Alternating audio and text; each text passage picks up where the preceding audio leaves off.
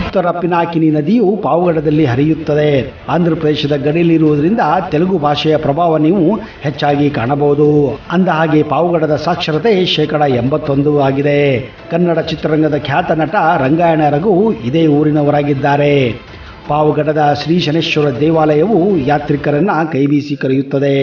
ಇದು ಇಡೀ ರಾಜ್ಯದಲ್ಲೇ ಹೆಸರುವಾಸಿಯಾಗಿದೆ.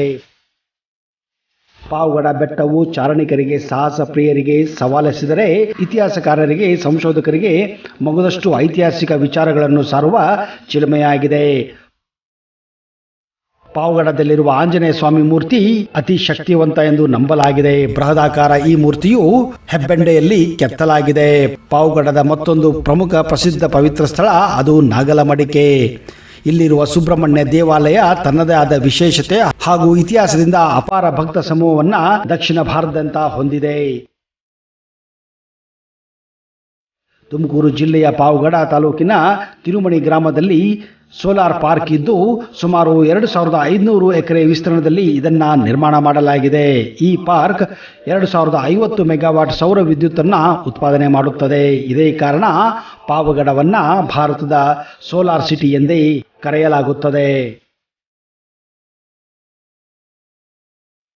ಸ್ನೇಹಿತರೆ, ನಿಮಗೆ ಅವಕಾಶ ಸಿಕ್ಕರೆ ದಯವಿಟ್ಟು ಒಮ್ಮೆ ಪಾವಗಡಕ್ಕೆ ಭೇಟಿ ಕೊಡಿ ಹಾಗೂ ಅಲ್ಲಿರುವ ಅದ್ಭುತ ದೇವಸ್ಥಾನಗಳ ಬಗ್ಗೆ ಹಾಗೂ ಬೆಟ್ಟಕ್ಕೆ, ಕೋಟೆಗೆ ಭೇಟಿ ಕೊಟ್ಟು ಆ ಅವಿಸ್ಮರಣೀಯ ಸಂಗತಿಗಳನ್ನ ಅನುಭವಿಸಬಹುದು. ಪಾವಗಡದ ಬಗ್ಗೆ ಕೇವಲ ಒಂದೇ ಕಂತಿನಲ್ಲಿ ಹೇಳಲು ಸಾಧ್ಯವಿಲ್ಲ.